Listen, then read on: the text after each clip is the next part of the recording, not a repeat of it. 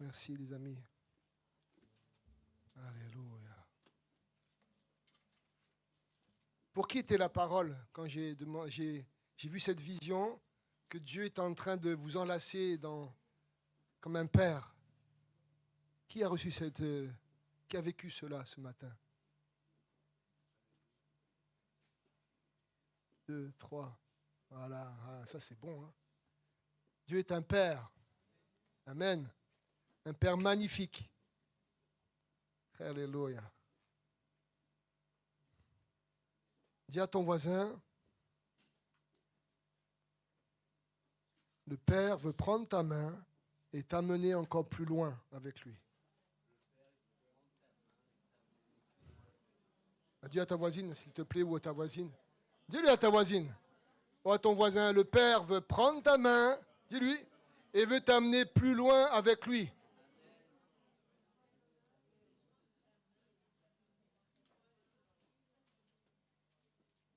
Il veut t'amener plus loin, mais pour cela, il faut lâcher nos vies. Il faut lâcher nos vies, Daniel. Il faut qu'on lâche tout ce que nous sommes. Il y a un coup, et le coup, il est là.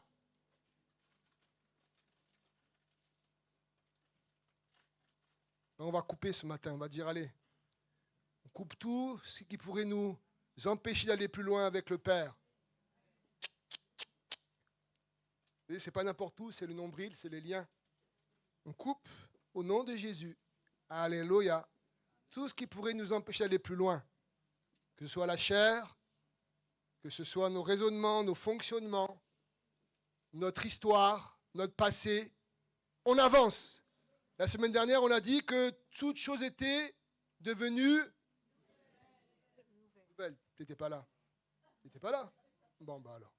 Toute chose était devenue nouvelle. Mais peut-être tu as écouté le message.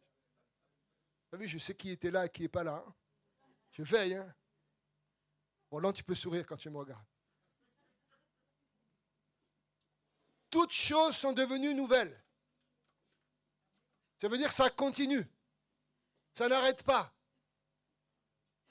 Et c'est ça qui est magnifique avec le Père. C'est qu'il ne s'arrête jamais de travailler, d'envoyer l'Esprit Saint à travers Jésus-Christ pour qu'on marche en nouveauté de vie tout le temps. Ça ne s'arrête pas. Qu'il puisse pourvoir à nos besoins au quotidien. Amen. Alléluia. Pendant la louange, j'avais demandé au Seigneur, parle-moi si tu veux que je bifurque vers autre chose. Et le Seigneur m'a dit, prêche dans Luc chapitre 11. Alors j'ai ouvert ma Bible. Hein. Moi, je savais un peu ce qu'il y avait dans Luc chapitre 11. C'est la prière sacerdotale. Et ce qui est intéressant, quand Jésus apprend aux disciples à savoir comment prier, il commence par ce mot qui est magnifique. Il commence par quel mot? Luc chapitre 11. Père ou notre Père. Papa.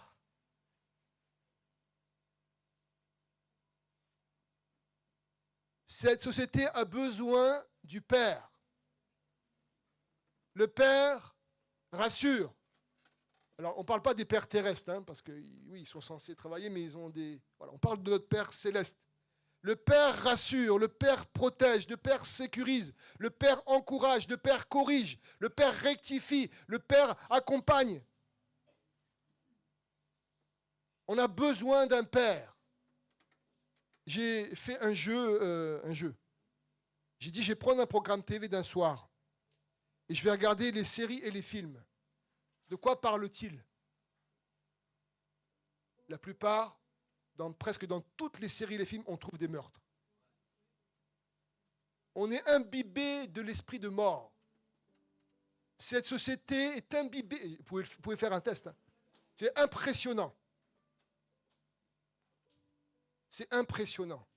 C'est-à-dire que la nourriture de ce peuple, de notre nation, va être une nourriture de violence, de meurtre, de mort.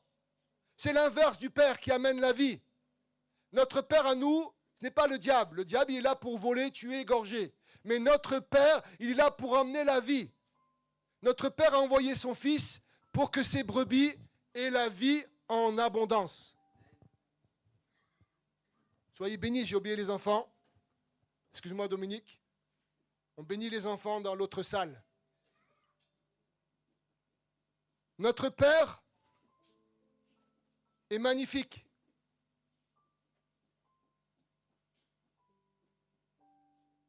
Plus une société laisse la place à un autre Père, plus elle est dans l'apparence, dans le paraître, dans l'hypocrisie, dans le m'as-tu vu.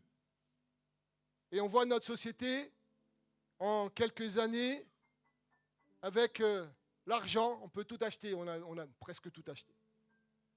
L'argent devient ce Dieu de la nation. L'argent est aussi notre réputation, notre classe sociale. Tout cela devient des idoles, des dieux. Et j'aime beaucoup Jésus quand il est avec les disciples. Il leur apprend à prier. Il leur dit que notre Père, donc on connaît notre Père, que ton nom soit sanctifié, que ton règne vienne. On l'a chanté, gloire, gloire, gloire. Que ton règne vienne. Donne-nous chaque jour notre pain quotidien. Pardonne-nous nos péchés, car nous aussi nous pardonnons à quiconque nous a offensés. Et ne nous laisse pas entrer en tentation. Donc la gloire revient au Père. Il y a un appel à vivre au quotidien. Ça également, nous ne savons plus faire. Pourquoi on est tant angoissé? Premier pays au monde qui consomme autant de psychotropes, autant d'antidépresseurs, de calmants, c'est la France. Number one. Si je rajoute toutes les drogues à côté, les drogues dures et les drogues douces, on va arriver à un paquet de millions. Et on va dire qu'on est le pays des lumières. Mais quelle lumière? Quelle lumière? La lumière de Christ jaillit pour donner la vie en abondance. La vie de Christ en nous, c'est la gloire de Dieu qui éclate. Et pour cela, on voit la suite.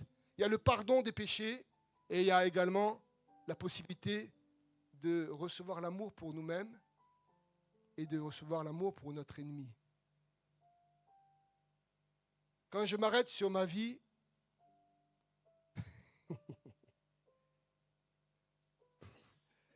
le psaume 23 dira qu'il dresse une table devant nos ennemis. Alléluia.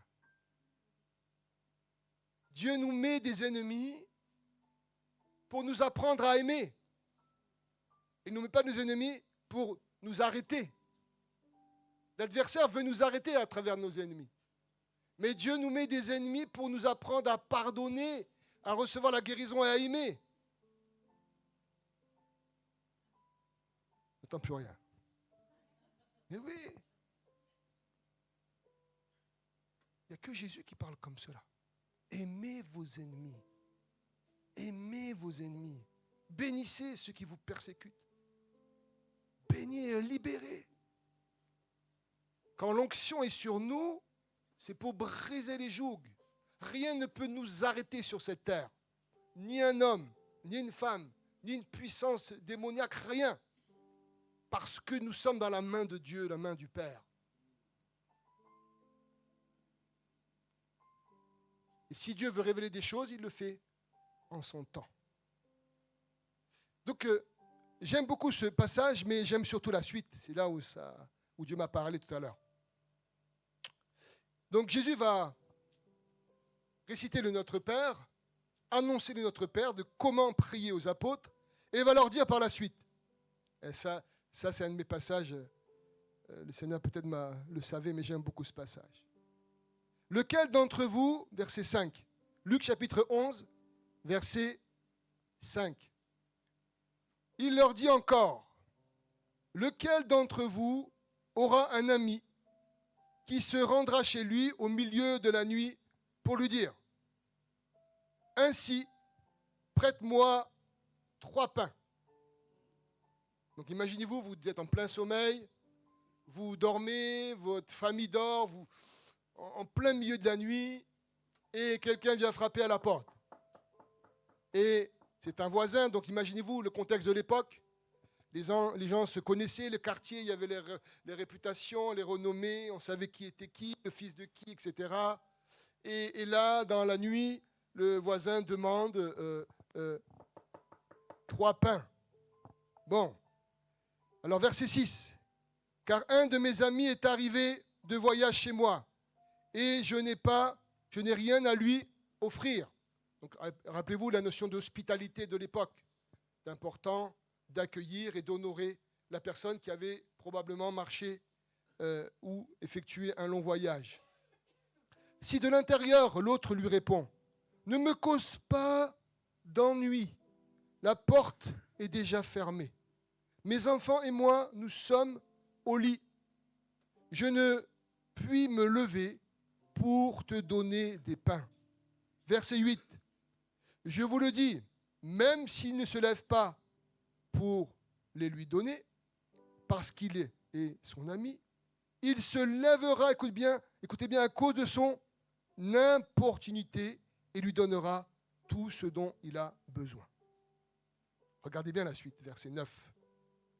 Et moi, donc Jésus parle, et moi je vous dis, demandez et l'on vous donnera.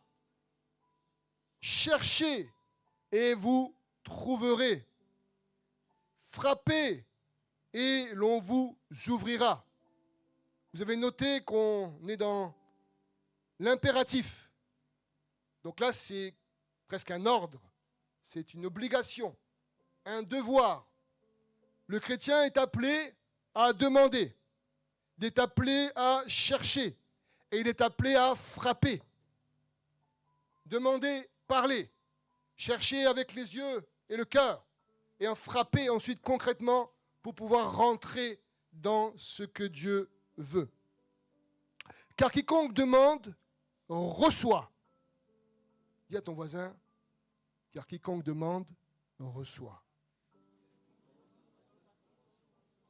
Celui qui cherche, trouve. Dis-lui, celui qui cherche, trouve. Et celui qui frappe, on lui ouvrira.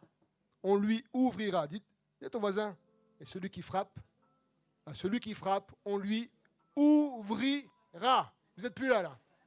Voilà, vas-y, montre-nous l'exemple. Parle à ton voisin, et celui qui frappe, on lui ouvrira. Alléluia. Verset 11. Quel père parmi vous, si son fils lui demande du pain, lui donnera-t-il une pierre? Ou s'il lui demande du poisson, lui donnera-t-il un serpent au lieu d'un poisson? Et s'il demande un œuf, donnera-t-il un scorpion? Alléluia. Là, on est dans les besoins primaires. Si donc, verset 13, vous qui êtes mauvais, vous savez donner de bonnes choses à vos enfants, à combien plus forte raison le Père Céleste donnera-t-il le Saint-Esprit à ceux qui le lui demandent?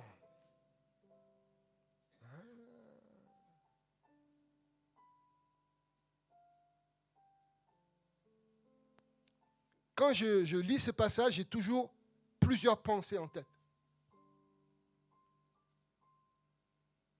Je dis, Seigneur, est-ce que l'Église, alors je ne parle pas de vous parce qu'ici vous êtes parfaits, mais est-ce que l'Église a vraiment saisi ce que tu veux faire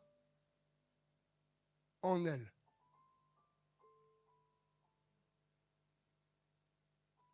Pour beaucoup d'entre nous, la bénédiction, c'est un bon travail, une bonne carrière,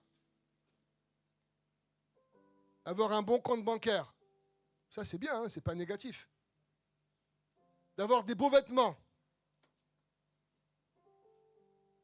il n'est pas là. Il n'est pas là. Il est là? Non, il n'est pas là. Avoir de beaux vêtements, des belles lunettes, un beau maquillage, un beau bonnet. Il est beau ton pompon.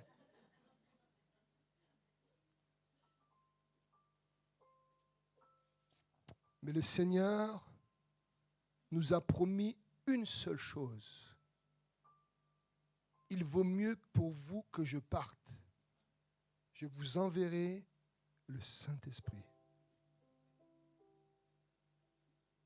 Ce n'est pas simplement une puissance, c'est un désir d'intimité dans la vie du chrétien et de l'Église. Et ce n'est pas simplement d'avoir une intimité, c'est de remplir et de déborder dans nos vies et dans l'Église. Parfois, nous sommes bloqués sur des sujets terrestres. Et il le faut parce qu'il y a des combats à mener. Mais parfois, nous sommes tellement bloqués qu'on oublie l'essentiel. Et là, je vais vous rappeler du témoignage de ce chrétien persécuté en Asie où il était enfermé dans une cage pendant des semaines. Il ne pouvait pas bouger. Il ne pouvait même pas bouger, il ne pouvait même pas aller aux toilettes, rien. Il était dans une cage, on lui donnait à manger comme un animal. Et il s'est dit, dans son témoignage, il le dit, soit je deviens fou et je meurs, ou soit j'accueille le Saint-Esprit dans cette cage. Et là, il a accueilli l'Esprit Saint. Et il a vécu un moment, des jours et des jours de communion avec le Saint-Esprit. Et il le dit maintenant, dans son témoignage de persécution, il dit, c'était les plus beaux jours de ma vie avec Dieu. Alors pour nous, c'est impensable, parce qu'on n'a jamais vécu cela, on ne peut même pas y penser. Mais le Saint-Esprit est là pour communiquer l'agneau, pour communiquer Jésus. Il est là pour nous révéler le Père. Ce n'est pas anodin que Jésus continue avec l'Esprit Saint, puisque les trois sont liés. Notre Père, au-dessus de Luc 11, lui ensuite, et qui est en train d'expliquer, et il parle du Saint-Esprit. Le Saint-Esprit amène au Fils et l'amène au Père. Et je crois que régulièrement, nous devons réaligner nos cœurs avec la parole de Dieu. Nous devons réaligner l'Église avec l'essentiel. Parfois, je vois quand on a l'impression que des fois, l'Église, il faut des micros, la louange. Des fois, c'est bien, il faut évoluer dans tout ce qui est technologique. Mais ce n'est pas l'essentiel. L'essentiel, ce n'est pas simplement qu'on soit ensemble ici. C'est que nos cœurs soient changés, transformés, touchés par Dieu. Qu'il y ait une vraie réforme et un vrai réveil de l'intérieur. Afin qu'on puisse aimer Jésus davantage et s'aimer les uns les autres davantage. Si c'est juste des rencontres, ça ne sert pas à grand-chose. Puisque l'Église, dans la Bible, elle a un nom. Et nous, on a un beau nom. ACR Lyon-Nord. Gloire à Dieu. Dieu nous a appelés dans ce lieu pour le servir. On l'a loué ce matin, on l'a servi dans la louange. On continue à le servir là maintenant, on l'adore. On continue à écouter sa parole. On continue à le servir réellement. Mais le servir, c'est aimer également son corps. Se mettre en disponibilité pour son corps. Et là, on voit, dans le corps, il y avait un besoin la nuit, un besoin de 3 pains du peuple de Jésus, le peuple juif. Et il nous montre cette notion de service. Il y a un engagement, un devoir.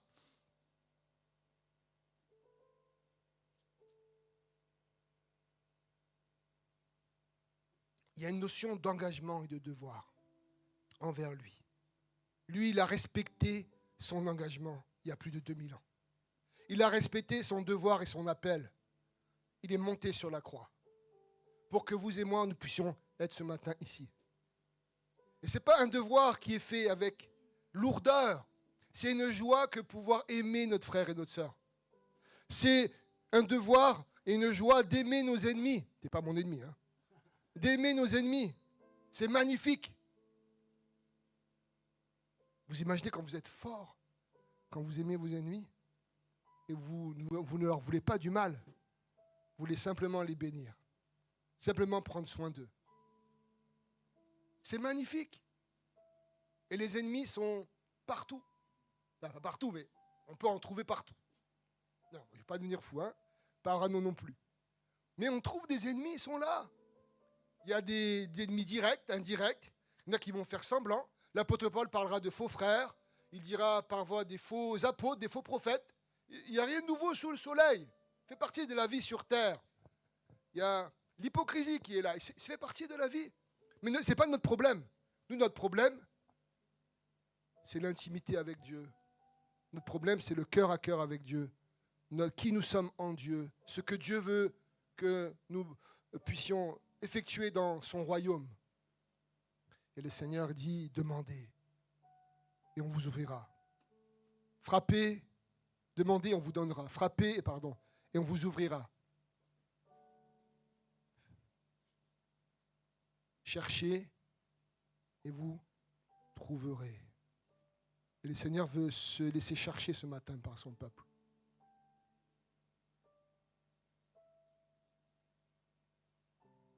Le Père désire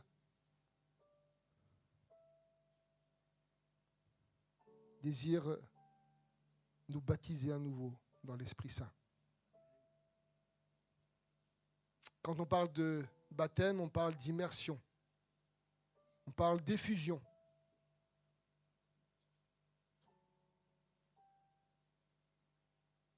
Et ce qui bloque parfois tout cela, c'est notre manque de foi qui n'est pas en action. Ça peut être le manque de pardon, on le voit un peu plus haut. Quand nous pardonnons à nos ennemis, nous nous pardonnons à nous-mêmes, nous recevons le pardon pour nos péchés.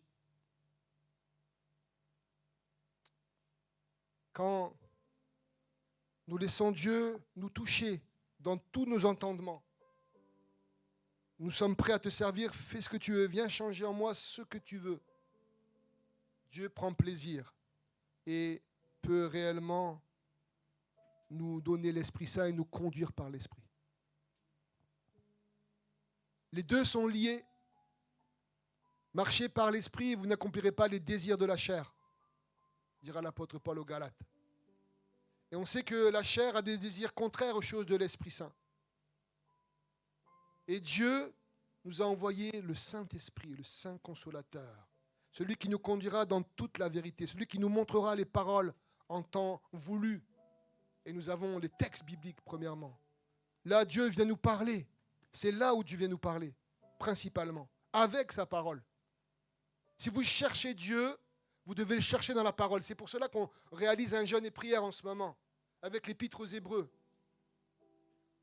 Le Zoom devrait exploser. On devrait exploser le quota maximal. Parce que nous sommes dans la lecture, l'étude. Ce n'est pas simplement un jeûne de prière. On est dans les textes, on est dans la parole. On médite la parole. Dieu veut nous toucher avec sa parole. C'est la nourriture. Et c'est elle qui va embraser l'Esprit Saint en nous. C'est elle qui va nous conduire dans ce que Dieu veut.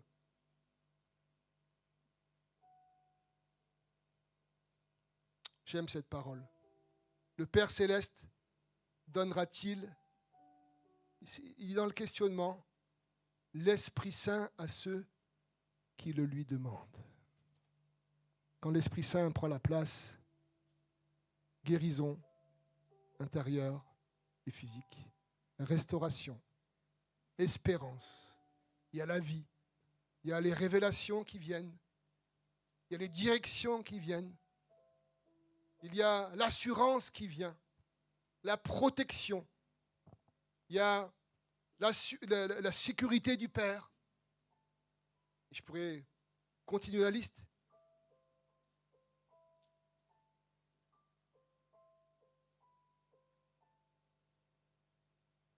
Venez à moi, vous tous qui êtes fatigués et chargés.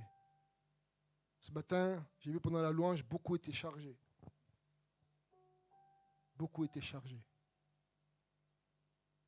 Le Seigneur est mort pour nous décharger. Il est mort pour prendre nos soucis, nos fardeaux, nos poids. Notre devoir, c'est de lui donner. Le reste, ça ne nous appartient plus. Il veut prendre tous nos fardeaux pour que nous soyons enseignables. Vous vous rappelez, dans Matthieu, chapitre 11, il dit « Afin de recevoir mes instructions, afin version Semeur, afin d'être à mon école. Les fardeaux aussi peuvent bloquer l'Esprit Saint dans nos vies. C'est des choses de la chair aussi, qui sont liées à la chair. Les émotions négatives qu'on ressasse avec l'âme, on doit les déposer au Seigneur, les renoncer à tout cela.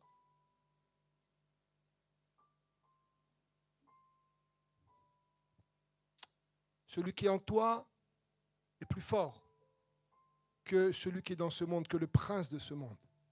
Celui qui est en toi est plus fort. Et il n'est pas seulement plus fort en toi, il veut t'élever. Pourquoi ? Parce que tu es assis avec Jésus. Dans les lieux célestes. Dans les lieux célestes. Oui, à la droite. Tu es assis en Jésus-Christ dans les lieux célestes par la foi. Le Seigneur te renouvelle ce matin. Reçois ce matin. Reçois. Reçois un encouragement. Tu n'es pas seul. Ma femme me disait, dans la voiture, elle me dit, lundi, je serai toute seule pour manger, lundi midi. Je dis, une chrétienne n'est jamais seule. Alléluia. On n'est jamais seul. On n'est jamais seul. On n'est pas des orphelins. Tu n'es jamais tout seul. Tu n'es jamais seul.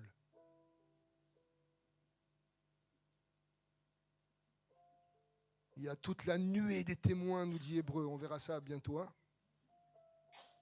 Tu n'es jamais seul. Celui qui est en toi crie Abba Père. Papa en araméen. Abba. Tu n'es pas seul.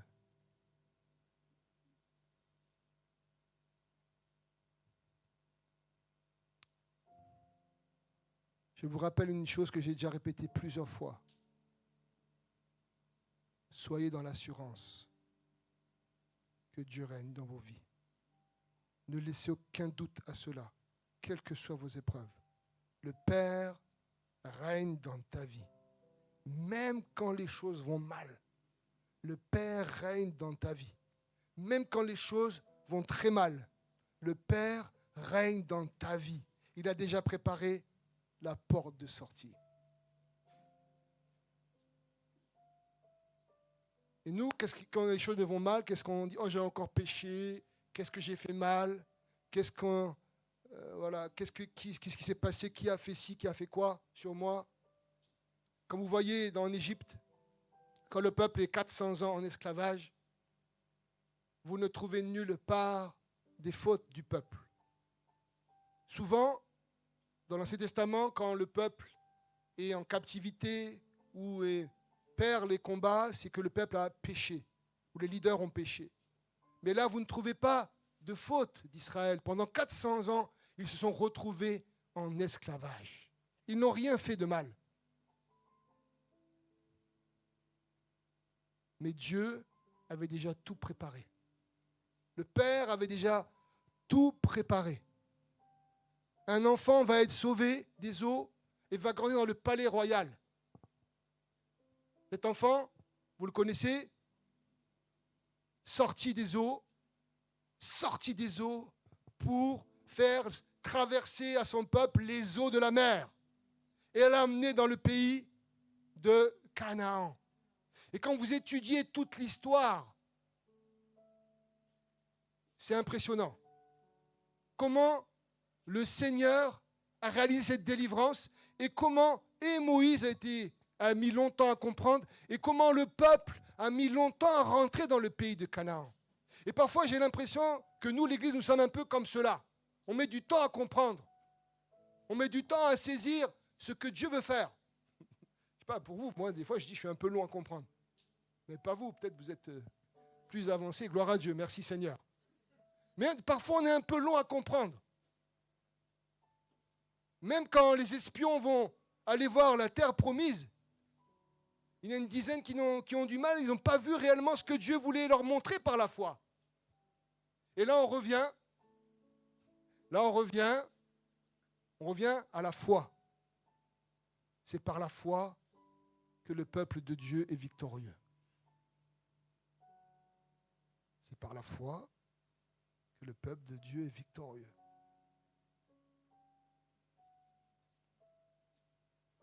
C'est la foi. La foi. Alléluia. Si tu es là ce matin, c'est que tu as la foi. Si tu as une crise de foi, que le Seigneur pose ta main sur ton foi spirituelle et qu'il enlève toute scorie, que le sang de l'agneau vienne laver. Parfois, notre foi est secouée.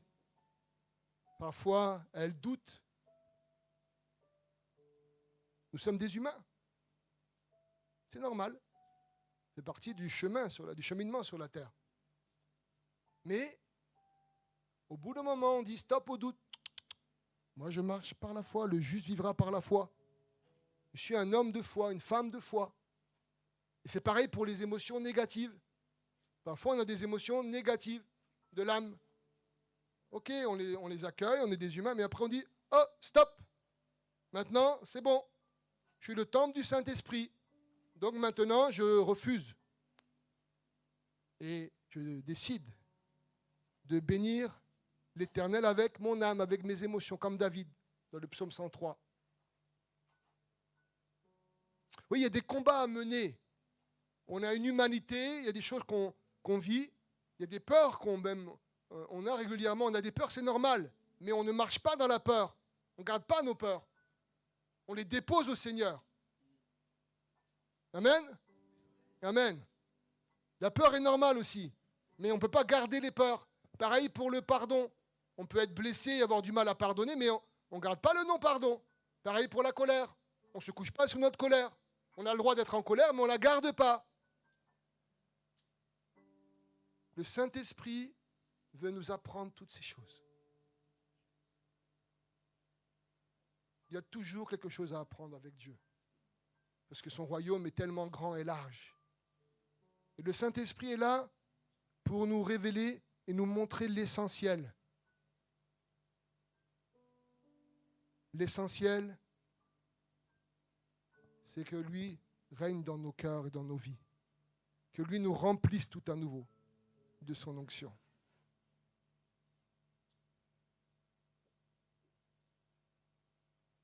Seigneur, merci pour ta parole. Merci parce que tu as dit que si on cherchait, tu as dit qu'on trouverait. Si on frappait, on nous ouvrirait. Et Seigneur, merci parce que tu es venu frapper à la porte de notre cœur. Et nous t'avons ouvert à nos cœurs. Si ce n'est pas le cas, je t'encourage à ouvrir ton cœur, peut-être tout à nouveau au Seigneur. Le Seigneur veut toucher, parler. Il veut consoler, guérir, révéler. Mais il y a une chose qui est importante avant cela, c'est de prendre conscience que tu as besoin de lui. Tu as besoin de lui. Tu as plus besoin de lui que toi as besoin de lui. Et puis que sans lui, tu es rien. Quand Jésus va payer le prix à la croix pour les péchés, quand on dit c'est gratuit, c'est faux. C'est pas gratuit. Il a payé le prix. Il a payé le prix. Et il a payé le prix. Et parce que je reconnais mon pécheur, que je suis pécheur, alors je reconnais que ce n'est pas gratuit. Il a payé pour quelque chose. Et en fonction de comment je comprends que je suis pécheur, je peux comprendre le prix qu'il a payé.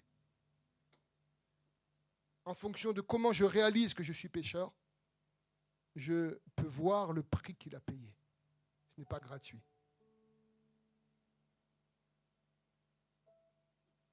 L'annonce de l'Évangile aujourd'hui a peut-être besoin d'être corrigée dans certains aspects.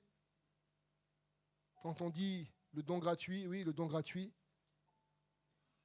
Mais il ne faut pas simplement annoncer que Dieu console, guérit comme je le fais, mais également Dieu vient sauver des pécheurs.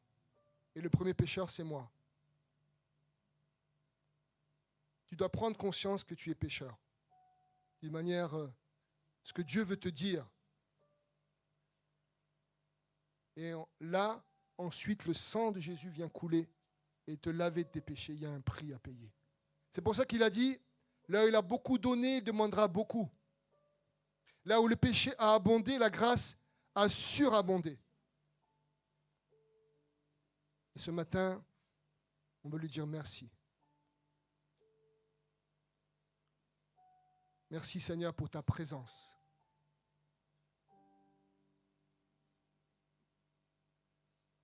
Saint-Esprit, nous voici devant toi. Saint-Esprit, nous voici dans ce lieu pour laisser la place au roi de gloire. On peut le dire ensemble? Saint-Esprit, me voici. Que Jésus prenne toute la place dans mon cœur, dans ma vie, dans ma destinée. Merci pour l'onction qui est sur moi. Une onction de vie, une onction d'abondance, une action de restauration,